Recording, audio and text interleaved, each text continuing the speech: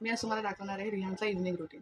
इव्हनिंगला त्याचं जास्त काही नसतं. एकदा नॅप करून उठला का त्याला बेस्ट फ्रेंड मिल्क केला की त्यानंतरला तो एक छोटासा मी त्याला बाथ देते, गरम पाण्याने पुसून काढते. त्यानंतर तो नॅप घेतो छोटीशी, ज्याच्यात मी थोडीफार जी माझी कामं असतात ती करते. तर मी तुम्हाला दाखवते आज तो बाथ करताना, त्याला क्लीन करताना काय काय करायला लागतं, काय काय करतो तो, त्याला काय काय कुठले कुठले प्रोडक्ट यूज करतो. मी जास्त प्रोडक्ट बेबी होमचेच यूज करते. एक बॉडी लोशन, काजल, त्या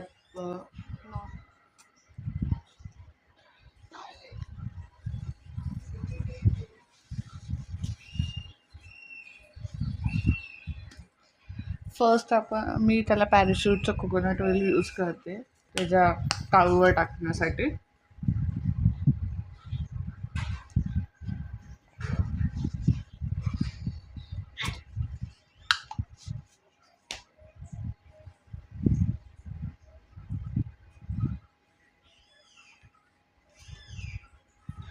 आणि मग जे ऑइलचे हात असतात त्यानेच मी त्याला, जे नॉर्मली काजल असतं आपण जर असं पुसायला गेलो ना तर त्याने पूर्ण असं रेड रेड होतं. मग या ऑइलच्या हाताने पुसलं ना का लगेच जातं. त्यानंतरला मी एक छोट्याशा टपमध्ये गरम पाणी घेते आणि कॉटनवाला नॅपी घेते. ह्याच्या हातापासून लांब ठेवते कारण का हा हात मारून पाणी सगळं खालती पाडतो. तुम्ही बघू शकता किती बोलतो. त्याला पुसल्यानंतरला खूप बरं वाटतं, एकदम फ्रेश फ्रेश फील होतं त्याला.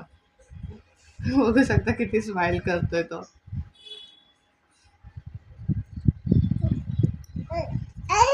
आता मी प्रोडक्ट आहे ना बॉडी लोशन यूज करते बाळाला, जो तुम्ही बघू शकता पीच ॲडव्हान्स सेन्सिटिव्ह स्किन आहे, जो ह्याला खूप इझिली सूट होतो. फर्स्ट मी आहे ना यूज करत होती तो 7 ml यूज करत होती, पण तो खूप महाग पडतो. त्याच्यानंतरला मग मी हा प्रोडक्ट यूज केला जे बाळाला सूट झालं. त्याच्या अगोदर मी हिमालयाचा यूज करत होती, बट त्याने काय होत होतं, बाळाच्या स्किनला आहे ना लाल लाल रॅशेस पकडत होत्या.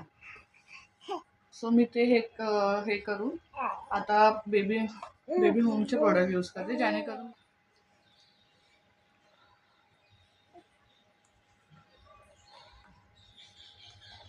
आणि असं हे नोजची एक आहे, जेव्हा लहान बाळांना खूप लवकर सर्दी पकडते, तुम्ही ना ही अशी वाली आहे ना त्यांना मसाज द्या एक 2-3 मिनटं, जेणेकरून त्यांच्या आहे ना नाक इझिली सुटतं. जे काही असेल त्यांच्या नाकामध्ये ते बाहेर येतं आणि ते ना शिंकतात.